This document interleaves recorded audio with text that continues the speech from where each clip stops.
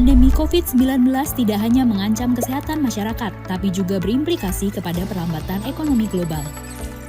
Pertumbuhan ekonomi Indonesia diproyeksikan akan mengalami penurunan. Untuk itulah, Presiden mengeluarkan peraturan pemerintah pengganti Undang-Undang Nomor 1 Tahun 2020 tentang kebijakan keuangan negara dan stabilitas sistem keuangan. Perpu ini memberikan fondasi bagi pemerintah, otoritas perbankan, dan keuangan untuk melakukan langkah-langkah luar biasa dalam menjamin kesehatan masyarakat, menyelamatkan perekonomian nasional, dan stabilitas sistem keuangan.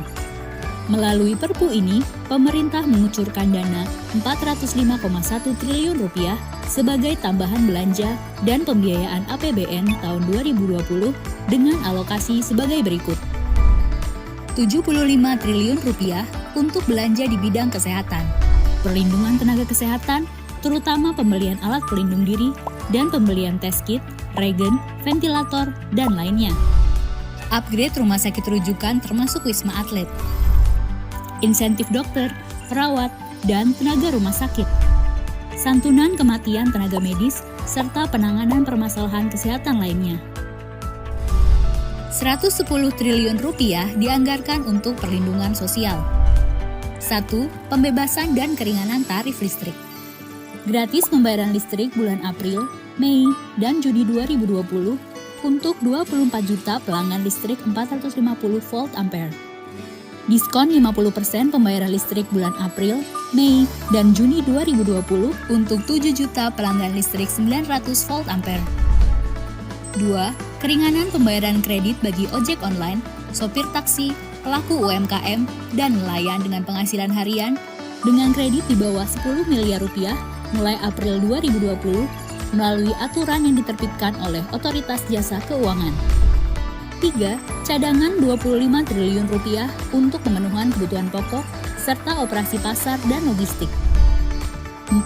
Kartu sembako, penambahan menjadi 20 juta penerima manfaat, Rp200.000 setiap bulan selama 9 bulan. 5. Program Keluarga Harapan, penambahan menjadi 10 juta keluarga penerima manfaat. Untuk ibu hamil, Rp3 juta per tahun. Untuk anak usia dini, Rp3 juta per tahun. Dan untuk disabilitas, Rp2,4 juta per tahun.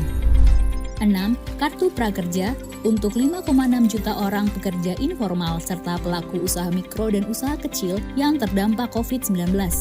Penambahan dari Rp10 triliun menjadi Rp20 triliun dengan nilai manfaat dari Rp650.000 sampai Rp1 juta per bulan selama 4 bulan ke depan.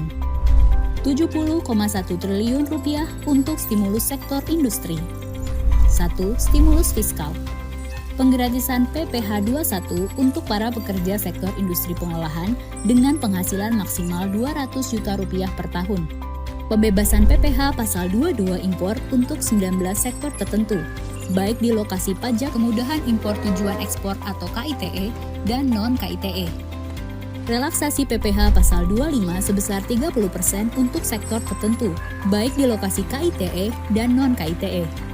Restitusi PPN dipercepat bagi 19 sektor tertentu untuk menjaga cash flow dan likuiditas keuangan pelaku usaha. Penurunan tarif PPh badan dari 25% menjadi 22% untuk tahun 2020 dan 2021, serta menjadi 20% mulai tahun 2022. 2. Stimulus non-fiskal. Penundaan pembayaran pokok dan bunga selama 6 bulan untuk semua skema kredit usaha rakyat yang terdampak COVID-19. Menjamin ketersediaan barang yang saat ini dibutuhkan, termasuk bahan baku industri, dengan kebijakan penyederhanaan larangan terbatas ekspor, penyederhanaan larangan terbatas impor, serta percepatan layanan proses ekspor atau impor melalui National Logistic Ecosystem atau NLE. Rp150 triliun untuk pembiayaan program pemulihan ekonomi nasional. Mari bersama menghadapi tantangan kesehatan dan ekonomi akibat pandemi COVID-19 ini. Jangan lupa untuk selalu disiplin menerapkan jarak aman atau social distancing. Hanya dengan kedisiplinan, kita dapat mencegah penyebaran COVID-19. Kita bangsa besar, bangsa petarung, bangsa pejuang. Bersama kita dapat menghadapi tantangan berat ini.